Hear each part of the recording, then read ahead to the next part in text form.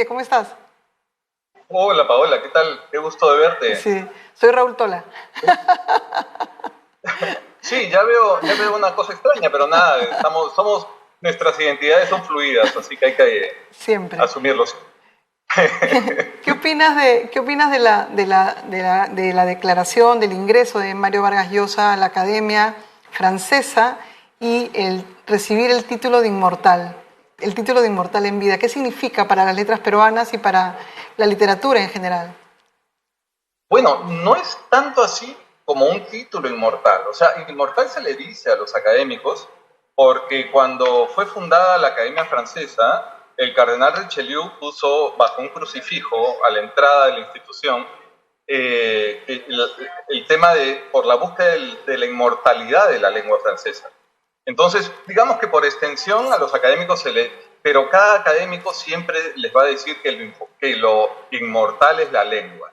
Y es súper importante esto porque esta vanidad tan humana, yo me imagino si alguien ser oficialmente declarado inmortal puede ser una pesadilla. Y por las declaraciones que he leído a Vargas Llosa en El País sobre este tema de la bendita palabra inmortal, él está muy, muy bien ubicado y sabe de lo que estamos hablando, de la inmortalidad de la que estamos hablando, es de la lengua, ¿no? De la lengua francesa. Ujú. Y yo creo, y ahora te digo, estoy en el contexto, estoy en el diario El Comercio trabajando justamente el artículo para la edición de mañana sobre este evento que es histórico, ¿no? Ya se ha anunciado tanto el tema de que es el primer latino que no escribe en francés y que ha sido incorporado a la academia, es algo histórico, pero a la vez también pensar, ha sido una mañana muy bonita, escuchar desde temprano a las 9 de la mañana su discurso, que más allá de un discurso es una declaración de amor por la cultura francesa. eh, yo me he sentido muy emocionado. Me he sentido muy emocionado. Como sanmarquino me he sentido muy contento de ese reconocimiento que en su rápida mirada autobiográfica hace Mario a la Universidad San Marcos. Hace este jueguito de hablar de la Universidad Católica como el espacio de los estudiantes de buena familia, mientras que los de San Marcos pues eran los estudiantes más aguerridos y más rebeldes contra las dictaduras, ¿no? Y contra los gobiernos militares de la época.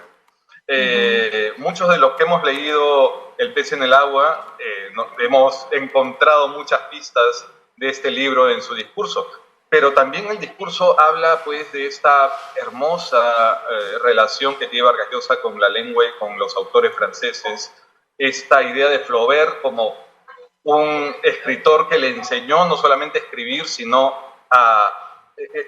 como lo dice, ¿no? Sin Flaubert yo no sería el escritor que soy, ni habría escrito lo que escribí, ¿no? Entonces, es algo muy bonito porque te habla no solamente de la influencia literaria, sino de la actitud del escritor, ¿no? Y no solamente de Flaubert, sino que muchos escritores franceses le enseñan a Vargas Llosa cuál es la actitud al momento de escribir, y no solamente la actitud del escritor, sino la del intelectual, ¿no?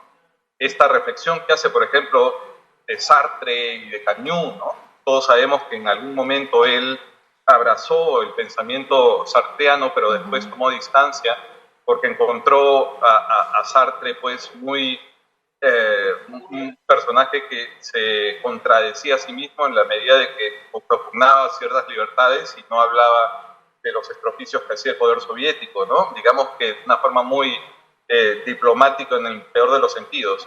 Mientras que Camus es un filósofo pues, que habla de la libertad del intelectual liberada de cualquier compromiso ideológico, político, o de componenda política, ¿no? Que hoy día en el Congreso peruano pues es la forma de hablar común, ¿no? La pésima comunicación convencional que todos los días recibimos. Entonces, la mentira institucionalizada, ¿no?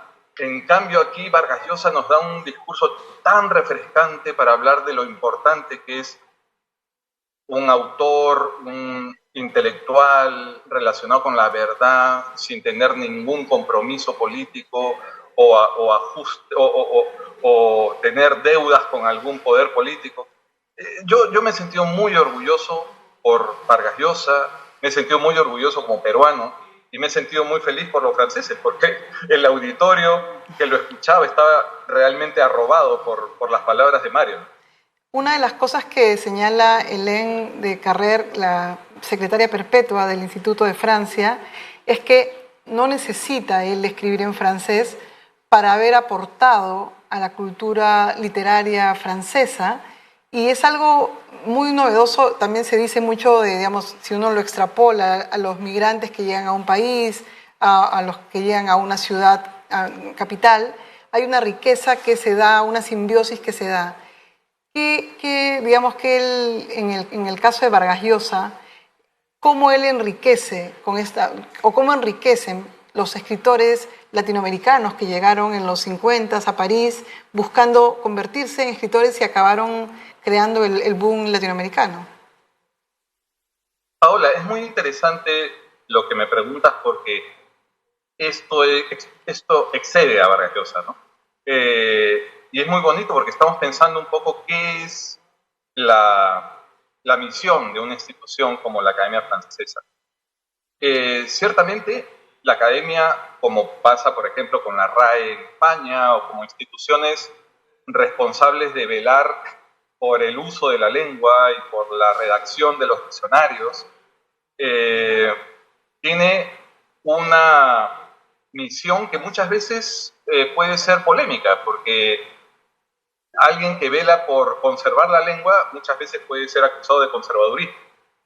Y en ese sentido, en Francia, eh, la academia no ha podido escapar de ciertas recriminaciones de la sociedad hacia la institución por un tema de conservadurismo cultural. Pero una de las cosas que pienso que la academia está haciendo notablemente es aprovechar ese respaldo internacional que tiene y abrir sus puertas, ¿no?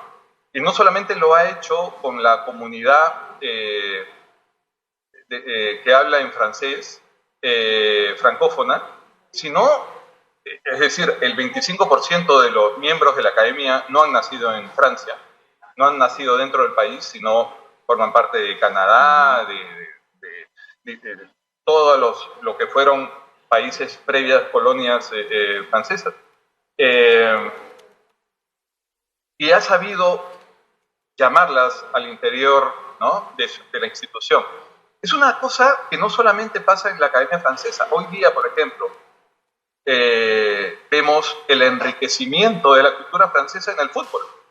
Cuando hemos visto el Mundial de Fútbol y todos diciendo, oye, pero eso no es la selección francesa, esos todos son africanos. Cuán ignorantes, ¿no?, hemos sido todos cuando hemos pensado eso, cuando hemos visto jugar a Francia.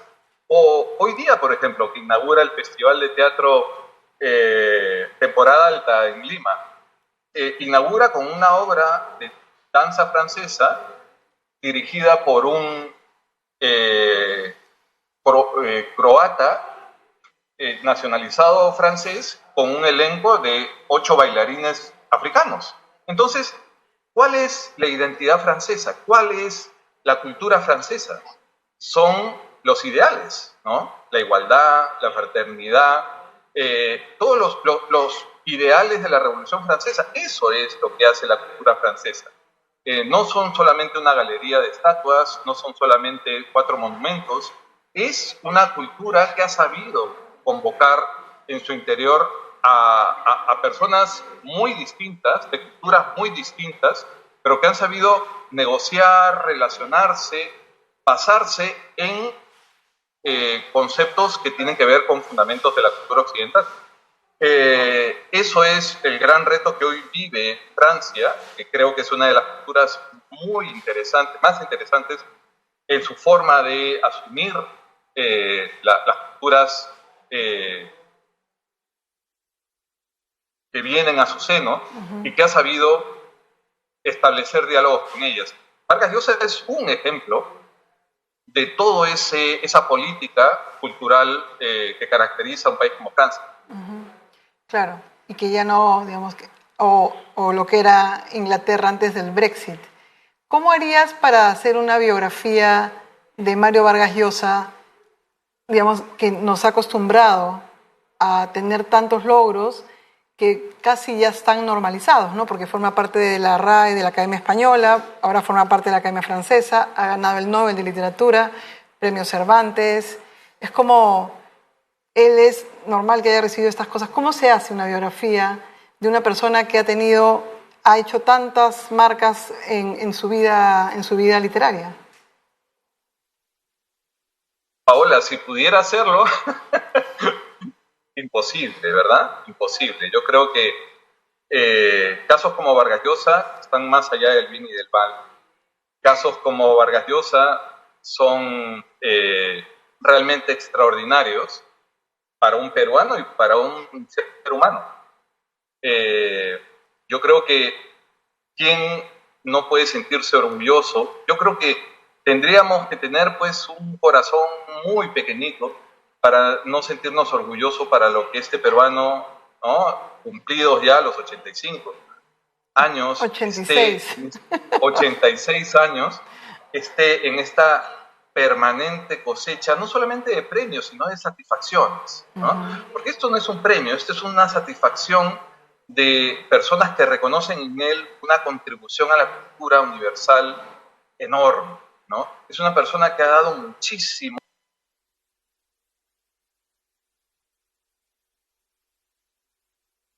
Creo que el audio de Quique se ha malogrado. ¿Quique? Hola. ¿Se ha cortado el audio? Perdón, se cruzó. Ah, ya, ok. Seguimos. No se le escucha. Ahora sí. Ya. Estaba comentando de que es una persona que ha dado muchísimo. Por ejemplo, si hablamos de la orgía perpetua, ¿no? Uno de los...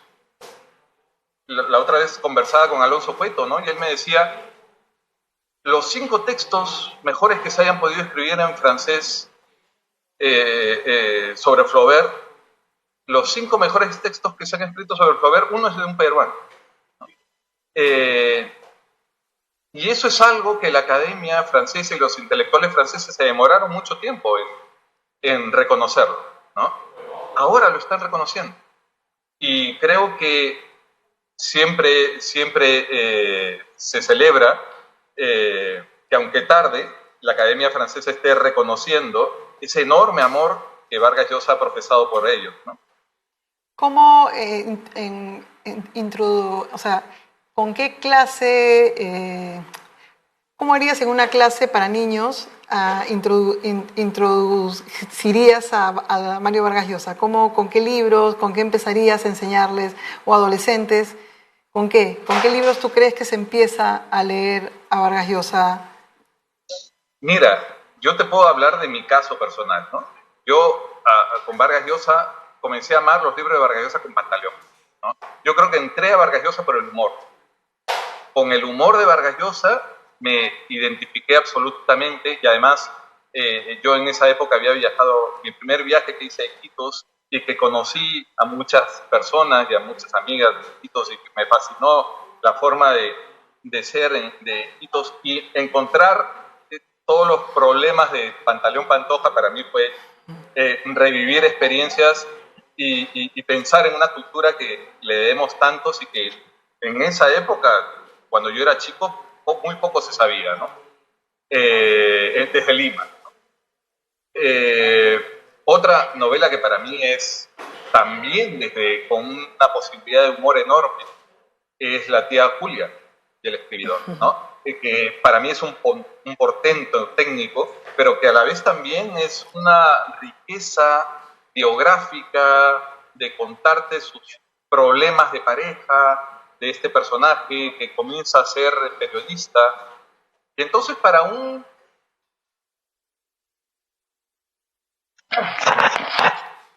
Es que Quique Plana está manejando mientras está hablando conmigo.